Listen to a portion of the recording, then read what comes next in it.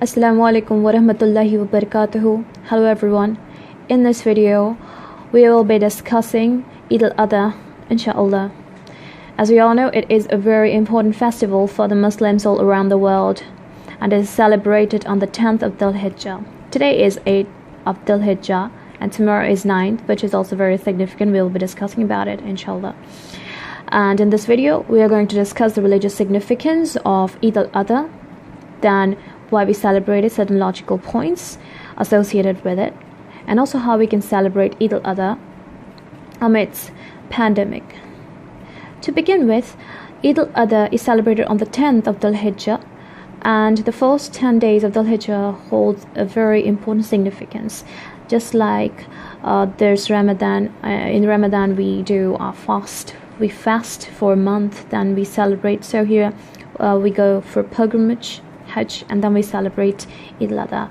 So it's all about thanking God, asking forgiveness from God for our mistakes, our sins, repentance to God, and being thankful to God, and also being a contributor to the society. So in this festival, what we do is we remember the act of sacrifice that Prophet Abraham alayhi salam did. So we know that Prophet Abraham alayhi salam, he loved Allah subhanahu wa ta'ala, or the Almighty God, the most. He loved the Almighty God the most, and so God tested him.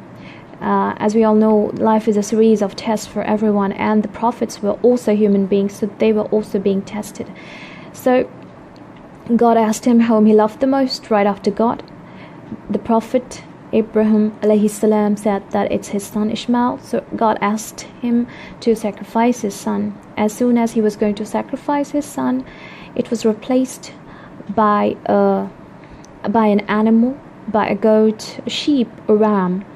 So what happened is that since he was blindfolded, he didn't know. So he got to know that it was an animal that was replaced.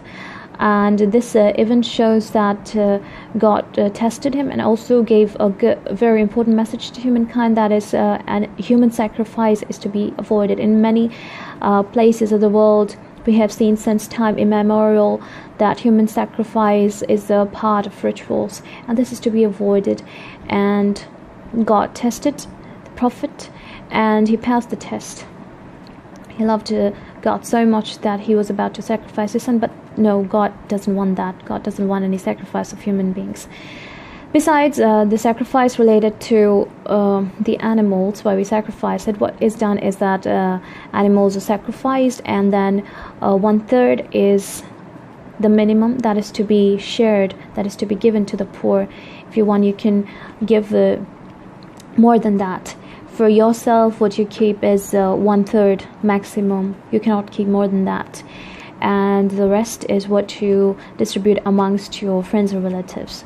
So this act of slaughtering animals is also related to the concept of equality, that, and also something related to contributing and giving significance to helping and contributing and giving charity to the poor. It is our responsibility to take care of the poor.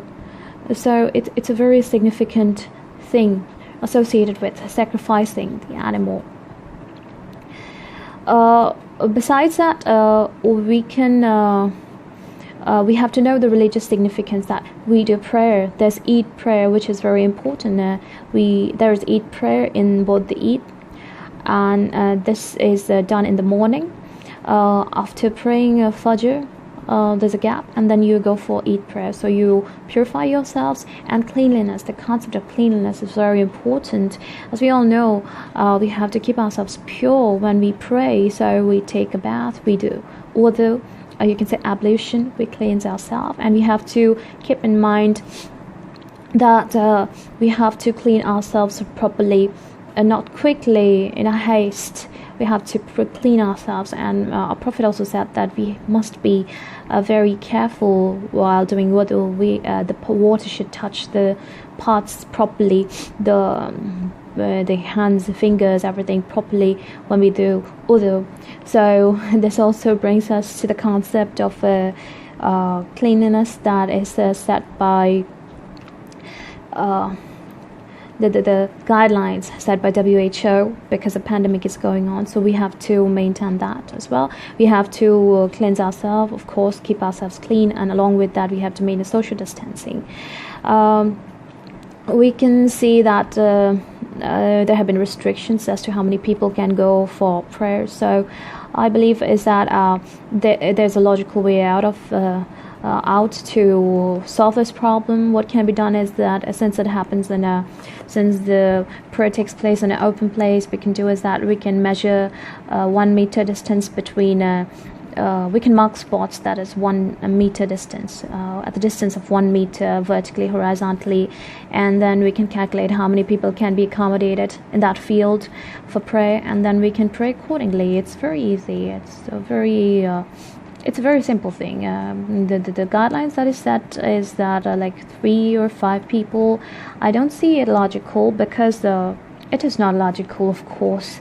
When you do this calculation, you see that there are more people that you can accommodate. But of course, we have to maintain social distancing.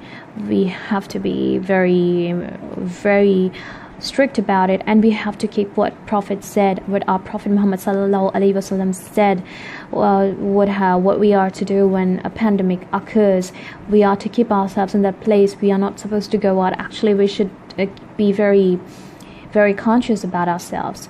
It's not that we want to pray, we go out and we form a big crowd. It is going to harm us, because a pandemic is there.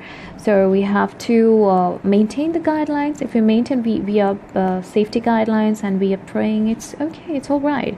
And we need to have strong immunity, as we all know that. And it's very important that we pray to God.